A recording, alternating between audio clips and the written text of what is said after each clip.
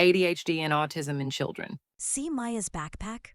Most people can't, but right now it's filled with worries about making mistakes, saying the wrong thing, being too much or not enough. And here's what most people don't understand. For kids with ADHD or autism, that backpack gets heavier every single day. Today, I'm going to show you what's really inside that backpack, and more importantly, how we can help lighten the load. Let's talk about what we can't see.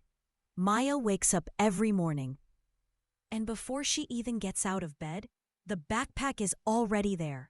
She's thinking about school, wondering if she'll remember to bring her homework, if the other kids will laugh at her, if she'll say something weird again.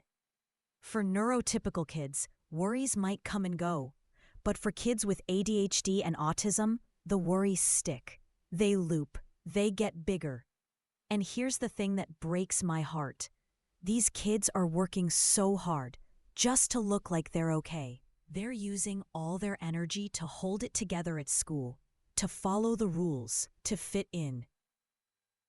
And then they come home, and that backpack just explodes. Everything feels so loud.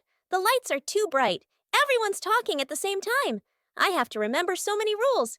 Don't fidget, sit still, make eye contact, but not too much. Say hi, but don't talk too much. I'm trying so hard, but I feel like I'm always getting it wrong. This is what teachers and parents need to understand. That meltdown after school, that shutdown, that's not defiance. That's not manipulation. That's the backpack finally getting too heavy to carry. Let me show you what's actually inside. Inside Maya's worry backpack, there are specific weights that kids with ADHD and autism carry. And they're different from what neurotypical kids experience. First, there's sensory overload. Imagine every sound, every light, every texture is turned up to maximum volume. The fluorescent lights at school aren't just bright.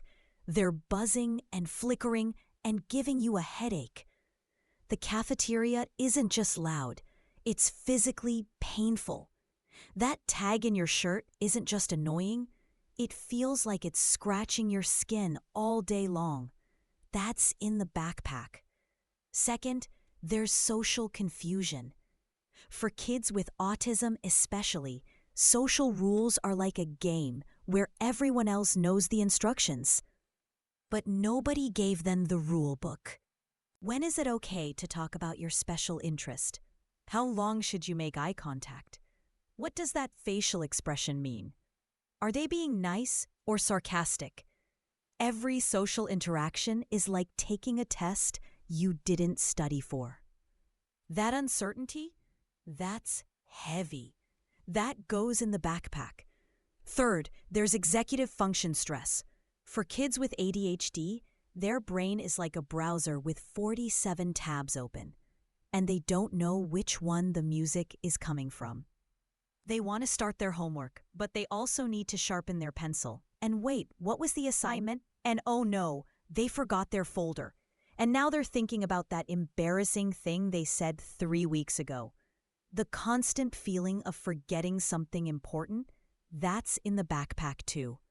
Fourth, there's the weight of masking. This is the big one.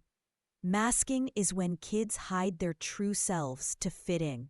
They force eye contact even though it's uncomfortable. They hold their bodies still even though they need to move.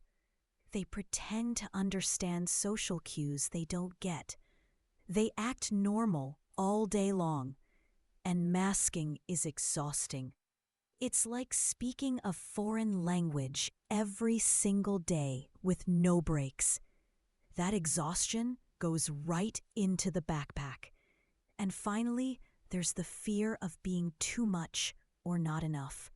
Too loud, too quiet, too sensitive, too difficult, not focused enough, not social enough, not normal enough. These kids internalize every correction, every sigh, every "why can't you just?" And those messages become beliefs. something's wrong with me. That belief, that's the heaviest thing in the backpack. Sometimes I just want to be myself, but being myself feels wrong. So I try to be what everyone else wants, but then I don't even know who I am anymore, and I'm just so tired. So how do we help?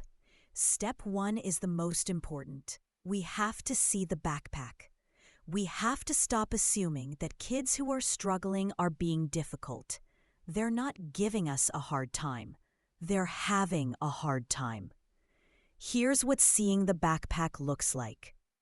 When Maya comes home and melts down over something small, we don't say, "Why are you overreacting?" We say, "That backpack got really heavy today, didn't it? Let's unpack it together."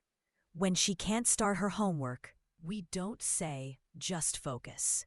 We say, "Your brain has a lot of tabs open right now. Let's close a few together." When she avoids social situations, we don't say, "You're being rude." We say, "Social stuff takes a lot of energy. That makes sense." I started seeing the backpacks in my classroom, and it changed everything. Now, when I see a student struggling, I get curious instead of frustrated. What's in their backpack today? What can I do to lighten the load? Sometimes it's dimming the lights. Sometimes it's giving them a 5-minute movement break. Sometimes it's just saying, "I see you working hard. You're doing great." Step 2 is validating without fixing. This is hard for us as adults. We want to solve the problem. We want to tell them, "Don't worry about that," or "That's not a big deal." But here's the truth. If it feels big to them, it is big. Their worry is real. So instead of minimizing, we validate. "That sounds really stressful. I can see why that would worry you. That makes sense given what you're experiencing."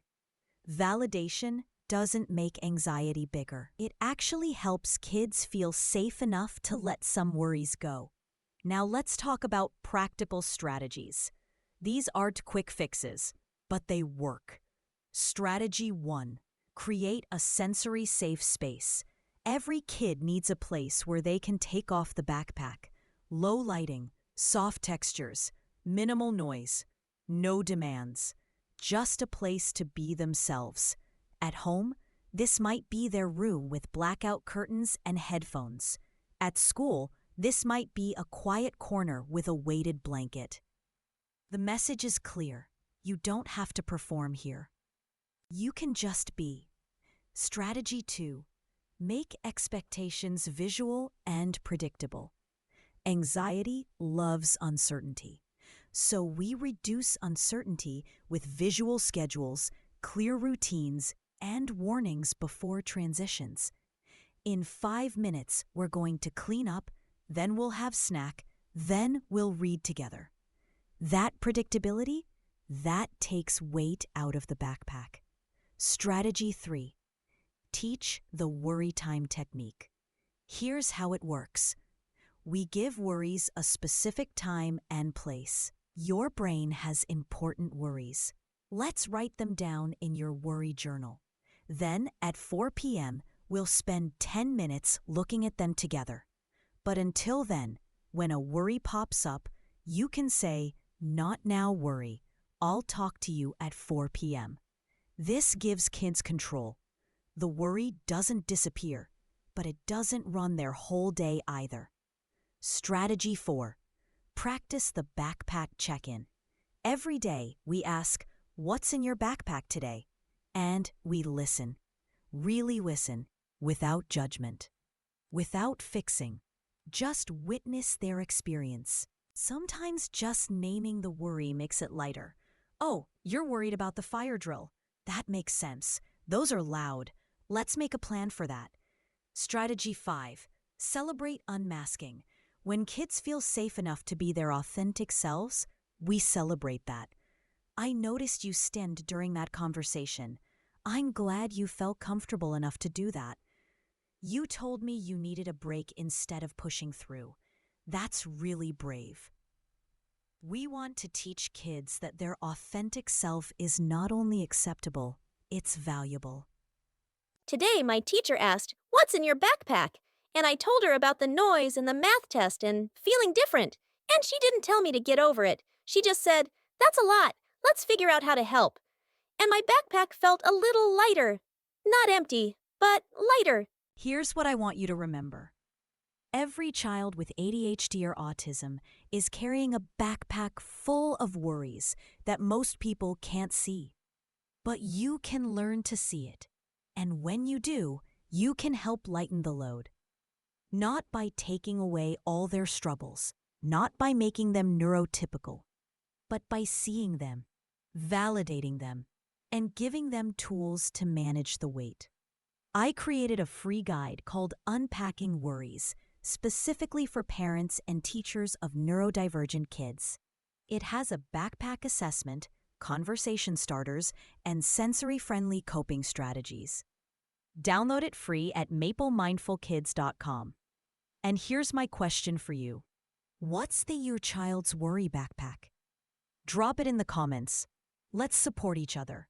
Because when we see the backpack, we can help unpack it, one worry at a time. You've got this.